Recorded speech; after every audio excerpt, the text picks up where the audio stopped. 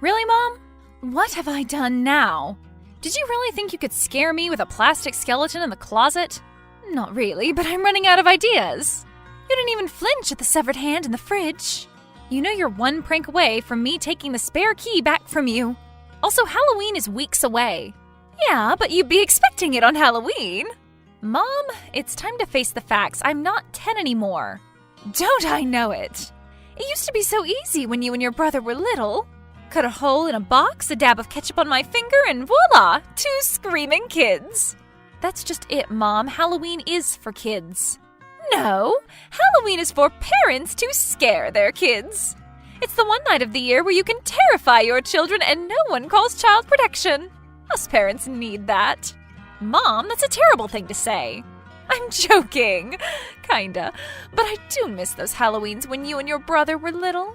I guess I'm finding it a little hard to let you go. And unfortunately for me, there's an ocean between you and your other child. So I suffer while Michael gets to enjoy life in Europe with a fridge free from horror props. Them's the breaks, kid.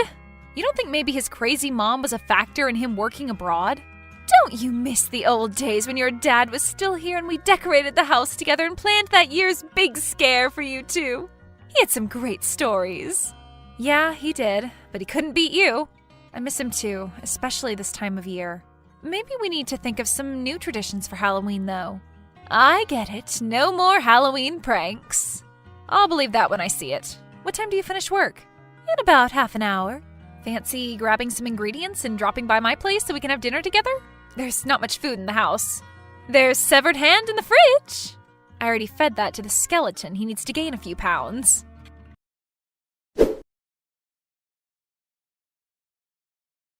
Hi, sweetheart. Could you come over tonight? I'd like to decorate the house for Halloween. I could use some help. Sorry, Mom, I'm working late. I have a planning meeting about this year's Halloween night at the library. Fine, but if they find me unconscious on the lawn tomorrow at the bottom of my wobbly ladder, clutching a string of light-up eyeballs that I had to put up on my own, it will be on you. I'll take that risk. You will be around for Halloween night, though. Actually, I wanted to talk to you about that. I'll be all Halloweened out by the time work's done. The library has a whole evening of events for kids, so I'll be the one clearing up when they're all gone. So, I'll be alone for Halloween? Just me and a pumpkin-spiced cookies? I guess I'll just have to hope your dad will hunt me for the evening. In the spirit of making new Halloween traditions, I thought maybe you could come down and help. You'll love it. There's all the usual hokey Halloween stuff, and we read the kids a ghost story. That would be great! Plenty of kids to scare. As long as you keep it child-friendly. Remember, these are other people's kids. But I can tell them about Sheila Shush, right? Who the heck is Sheila Shush?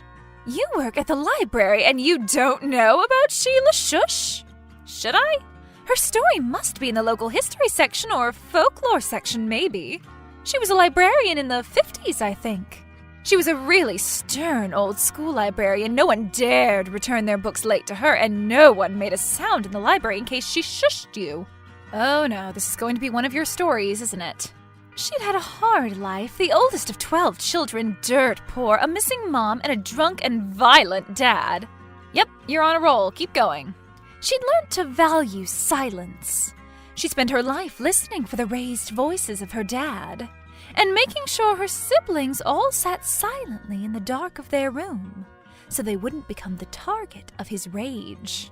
A little cliched, but go on. To Sheila, silence meant safety, so it's no wonder that she ended up working in the library, and she would not let anyone shatter her cherished silence. If you dared to make even the tiniest noise, even a cough or a sneeze, you would be given a shush, but not a normal shush. Sheila had perfected a shush that felt like it was slashing your eardrums. You only needed shushing once by her, and you never dared speak in the library again. Except there was this one kid, Norman. You know, that one kid who just can't resist pushing the boundaries? The one who enjoys breaking the rules and sending pompous authority figures into a rage. Like the anti-you. Hey, I had a rebellious phase. You mean your 3-day goth phase? I love you very much, but you didn't really pull it off. It wasn't so much to do with bad choices as it was to do with bad makeup. Geez, don't hold back, Mom. Can I please finish my story? Norman was the real deal, a rebel without a clue. After his first shush, he made Sheila his target. One dark October afternoon, he stuffed his ears with cotton wool, blew up his best whoopee cushion, and marched on up to the second-floor stacks. He popped out from the end of the stacks and leaned over the railing to look down over Sheila at her counter, and squeezed that whoopee cushion with impish delight. Impish delight? What's that, a candy for devils? Quit it! You're ruining the atmosphere! Stop with the cutting remarks or I'll shush you! Sheila fired off a shush on instinct, but as she registered the vulgar noise, she spun on her heels and met Norman's eyes with fury. He wasn't smiling anymore. He watched in shock as Sheila darted for the stairs and flew up them, shushing all the way. He quickly jumped back into the stacks and hid behind the furthest bookshelf. He removed the cotton wool from his ears, listening in silence as Sheila patrolled the stacks, shushing all the way. As she came close, he ran to the end of the row, hid behind the next shelf. Listening carefully the whole time, he managed to stay hidden for 15 minutes. But suddenly there was silence. He thought he heard quick footsteps on the wooden staircase and thought she might be laying in wait at the bottom of the stairs. To be sure, he carefully came out of the stacks and peeped over the railing to the floor below. Sheila wasn't at the foot of the stairs. She was behind him. As he turned, he came eye to eye with her. He backed up against the railing. Sheila, eyes wild with fury, puckered up her thin, blood-red lips and gave her most violent shush ever. All the rage and frustration crystallized into one sharp, ear-shattering shush. No one knows what happened next. Some say she pushed him. Some say he was already dead from that terrible shush. Either way, Norman went over the railings. Sheila knew right away that it was over for her. She would never see her precious library again. She simply met Norman's dead eyes, smiled a bitter smile, put her finger to her lips, then threw herself over that railing down onto the polished marble floor of her beloved sanctuary. Wow, Mom, that one's dark even for you. Darling, it's not over yet. This is obviously a ghost story. They say her spirit still walks the stacks searching for Norman, ready to rush to any noise. And you best be quiet up there. My mom told me that a couple of kids had died there. Just found on the floor a trickle of blood coming out of their ear. The official story is they had a brain hemorrhage, but how did two kids have one at the same time? Everyone knows they died from a deadly shush from Sheila. Yeah, don't tell that story to the kids, please. Did I scare you? I did, didn't I? Okay, Mom, you have officially given me the heebie-jeebies. Just a little, but yes, you win. You have Halloween scared me. Yay! I gotta go. See you on Halloween. Can't wait. And bring those pumpkin cookies. The kids will love them.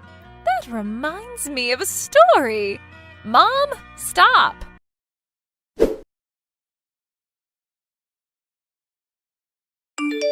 Hey, Mom, just checking you are ready for tomorrow. I was thinking you could meet me at the library around 5 to help me set up. Yes, I'll be there. Great. By the way, I had a look at the library archive. There was a Sheila Sanderson who worked at the library in the 50s. Her paycheck stopped suddenly in October in 1954. And there is a newspaper report about the mysterious deaths of a brother and sister in the library on Halloween. But I can't find any stories about Norman or Sheila. I can't believe I didn't know about it. Really?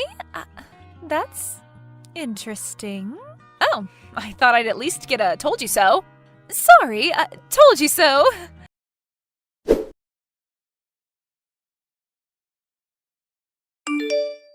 Hey, sweetheart, I'm at the library. I can't see you. Oh, hey, Mom, come upstairs. I'm in the reading room next to the stacks. Filling party bags. I could use a hand. Now she wants a hand. I put a lovely fresh one in your fridge and all you did was whine. Very funny. I'm on my way. This is going to be such a fun evening.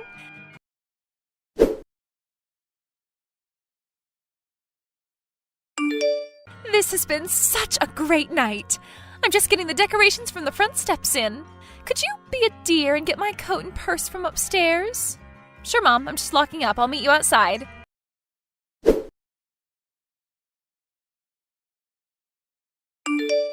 Well done, Mom. You got me. Yay! I did it! The skeletal librarian didn't really work, but turning the lights off just after I saw her did. I'm not that thrilled about you shutting down the power, though. This is an old building. Mom, you can come out. Mom, come out. I am out. Mom, please tell me that's you in the stacks. You win. I'm really freaked out. Great costume, by the way. Darling, I'm outside. Really? I think there's someone in here. I'm sure I just saw a woman at the end of the stacks. I'm calling the police. I'm coming in. You need to hide. Let me know where you are.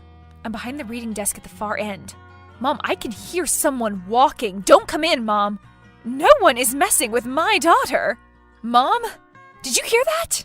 Someone shushed. Shushing Sheila shushed.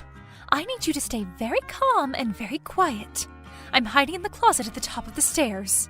I peeped out and I swear I saw a woman in old-fashioned clothes. She went into the stacks, but I can't have seen her. I made her up.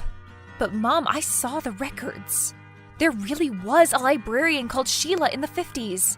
And those teenagers did die. Maybe it's a story I was told and I forgot. Or maybe your story became real. Halloween is the time for things like that to happen. But it's not like I'm a witch. I can just spin a good tale. Whatever is out there, I think it's best avoided. Make sure your phone is muted and dim. Already done. And we need to get out quietly. Do you think you can get to the stairs? Or should we wait for the police? Have you ever seen a horror film where the police show up and sort it out? Anyway, it's Halloween. I bet they get a lot of calls. Could be a while. I can't make it to the stairs yet. I think she's coming my way. Mom, the shushing is getting louder. Did you hear that? I threw a book and hid behind the shelf. Mom, she's coming your way. Hide. Quickly. I'm going to make a run for the stairs. Are you there? I didn't make it. I banged into the railing and it made a noise. She came running at me. Mom, it is her. She's so pale and her lips are so red and her eyes are so black. I had to hide under a reading bench. Mom, she's so close. She's going to find me. I threw another book, but I don't hear her coming. Is she near you? Are you there? She's standing right in front of me. I can see her feet. Sweetheart? Sheila? Sheila? Sheila? Shushing Sheila. Honey? Yes. What was that? Are you okay? Shh. I made her quiet. I have her phone. This is not your daughter. She's gone to turn the lights on. This is Michael. Your son Michael. Not the Halloween one. We wanted to give you the best Halloween prank and a surprise visit all in one. If you come out from behind the desk, you'll see that old lady. Is your son in a dress. You know me, Mom. Never could resist a bit of drag. Huh?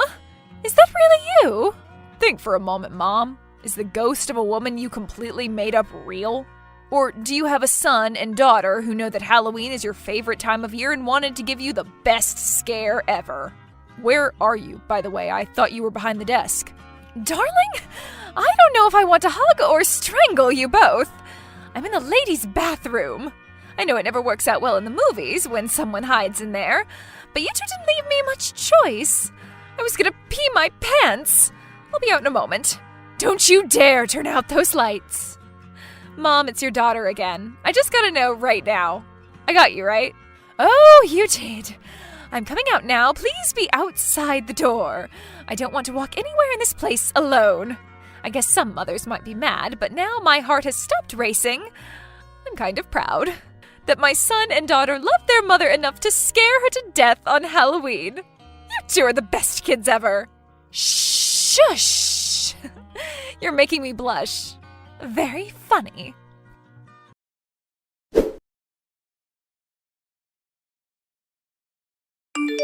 Hey, sweetheart, just letting you know I made it home okay. Thank you for a wonderful night. Glad you enjoyed it. Can you remember to grab my librarian skeleton when you get to the library tomorrow? Yeah, it's here. I picked it up with all the other Halloween stuff. Are you sure? Positive. I'm sure I saw it peeping out from the second-floor window of the library as we were leaving. No, it's here. Then who... you know what? Never mind. I've had enough of shushing Sheila for 1 year.